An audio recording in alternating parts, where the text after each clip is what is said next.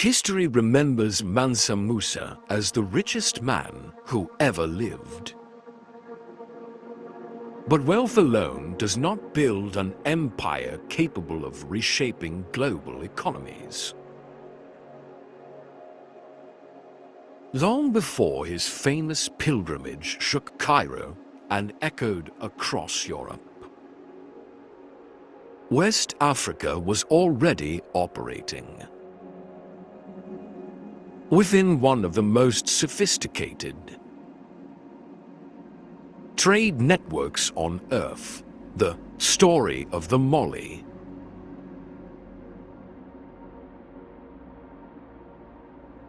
Empire is not just about gold. It is about structure, vision, geography, leadership, and timing. And once you understand the full system, you begin to see that medieval Africa was not isolated from the world. It was connected to it in ways that still influence global economics today. To understand Mali, you have to begin before Mali. Before Mansa Musa, before the gold caravans stretched across the Sahara like moving cities of dust and muscle.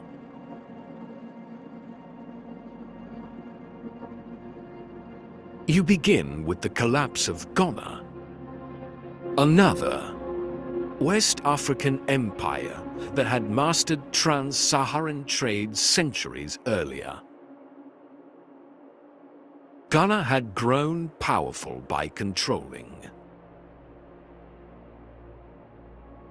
the flow of gold and salt between forest and desert. But when trade routes shifted and pressure mounted from internal and external forces, the structure weakened. Out of that shifting landscape, something new began forming. In the early 13th century, a leader named Sundiata Keita emerged from exile and legend to unify fracturing Mandinka states. His victory at the Battle of Kirina was not just military success. It was administrative rebirth. Instead of ruling through chaos, Sundiata built something structured. Provinces were governed by trusted officials. Trade routes were secured. Agriculture was stabilized. Tribute systems were regulated.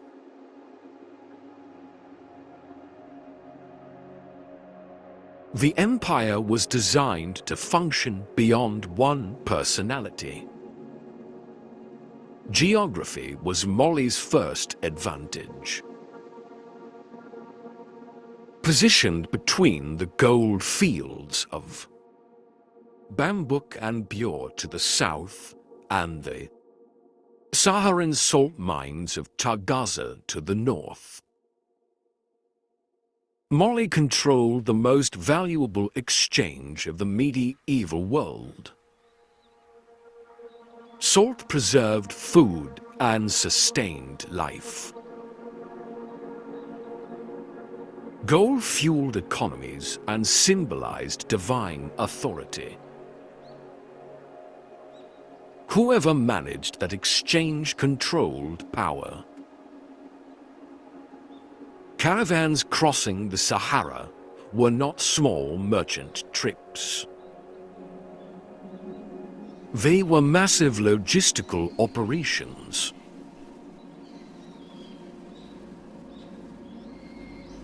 thousands of camels moved in.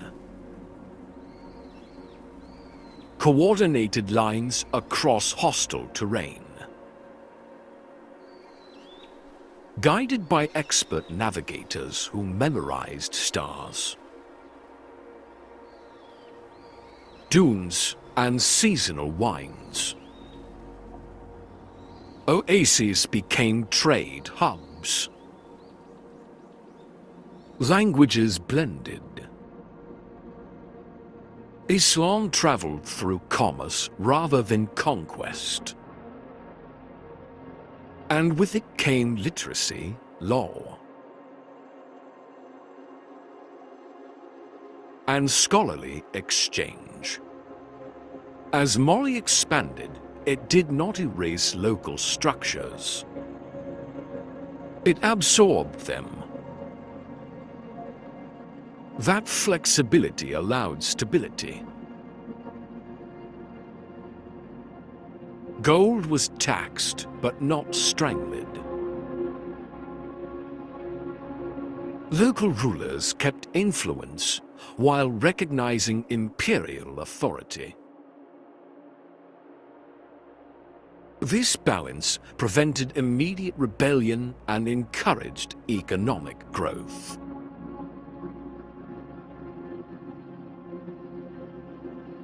By the early 1300s, Mali was one of the largest empires in Africa, stretching from the Atlantic coast deep into the interior. And then came Mansa Musa. When Musa ascended the throne in 1312, he inherited not chaos, but infrastructure. He inherited functioning trade routes, wealth reserves, diplomatic awareness, and an educated elite. What he added was global projection. In 1324, Musa embarked on the pilgrimage to Mecca, a religious obligation for Muslims who could afford it. But this was no ordinary pilgrimage. Contemporary accounts describe tens of thousands traveling with him, officials, soldiers, servants, scholars, and slaves. Camels reportedly carried enormous quantities of gold. Whether the numbers are exaggerated or not, what matters is the economic impact that followed. When Musa passed through Cairo, he distributed gold so generously that the local market was flooded. Gold's value dropped, and inflation lingered for years. This was not an accident of generosity alone. It was also diplomacy and spectacle.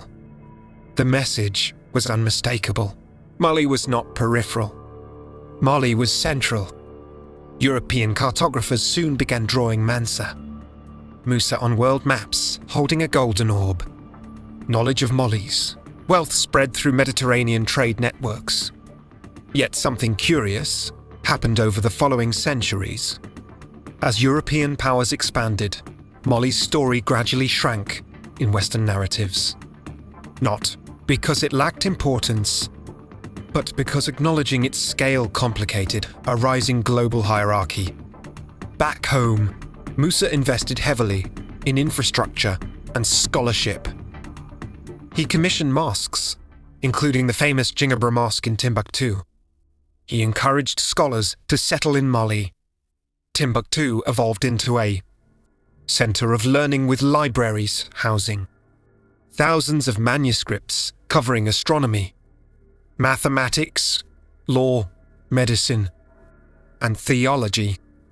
This is critical because the idea that sub-Saharan Africa lacked written scholarship collapses under the weight of Timbuktu's archives.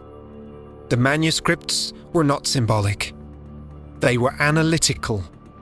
They contained star charts, legal contracts, medical advice, and philosophical debate.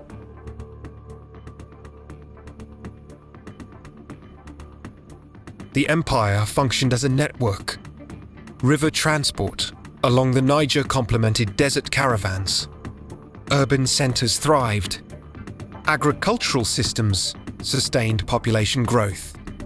Governance relied on hierarchy, but allowed local variation.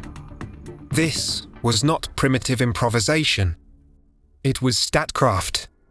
After Musa's death, succession became less stable. Some rulers maintained strength. Others struggled. As with most empires, expansion created strain. Peripheral territories tested independence. Trade routes shifted. And eventually, the Songhai Empire rose to prominence in the same region. But decline does not equal absence. Mali did not vanish overnight. It transitioned. It influenced. It seeded future structures. Yet, when European colonial narratives later described West Africa, they often framed the region as fragmented and disorganized, downplaying centuries of centralized power that had already existed. Why? Because history is not only about what happened, it is about which events are emphasized. The gold from West Africa entered global circulation long before. European colonization of the continent. That gold influenced Mediterranean markets. It flowed into Europe. It funded trade and expansion elsewhere. The wealth was not theoretical. It was material. Even today, the ruins of ancient trading cities remain. Manuscripts continue to be studied. Oral traditions preserve genealogies that align with written accounts. Archaeology confirms extensive urban planning. The evidence exists across disciplines. The Mali Empire demonstrates that wealth concentration, trade integration, educational investment, and diplomatic signaling were not uniquely European phenomena in the medieval period. They were global dynamics. Africa was a participant, not an observer. And here is the deeper layer. When a society controls critical resources, it shapes conversations beyond its borders. In the 14th century, Mali controlled gold. Gold was currency, symbolism, leverage. The world noticed. The story of Mali forces us to reconsider assumptions about isolation and development. It shows that complexity does not belong to one region. It appears wherever geography, leadership, and networks intersect effectively. The empire eventually fragmented. Power shifted, but influence lingered. Cultural memory persisted. Trade patterns adapted rather than disappeared. The idea of Africa as historically disconnected cannot survive careful examination of Mali's structure. Mali was not a myth inflated by legend. It was documented by travelers like Ibn Battuta. It appeared on maps. It left architectural and textual records. It influenced economies beyond its borders. When you step back, you see something larger than a wealthy king. You see a system that mastered environment, leveraged resources, cultivated knowledge, and projected power across continents without colonial conquest. And that changes how you read history. Because once you understand Mali, you begin asking different questions about other regions, other narratives, and other simplifications. The empire that once flooded Cairo with gold still speaks through manuscripts, ruins, and economic records. It reminds us that global history has always been more interconnected than later textbooks suggested. Mali rose through strategy, geography, administration, and timing. It expanded through trade rather than relentless conquest. It invested in scholarship. It projected wealth strategically. It adapted across generations. And though its political dominance faded, its legacy did not. The gold caravans are gone. The empire's borders dissolved. But the imprint remains in architecture, archives, and the global memory of a pilgrimage so extravagant it disrupted economies. This is not a forgotten footnote. It is a recalibration. And once recalibrated, the map of medieval power looks very different.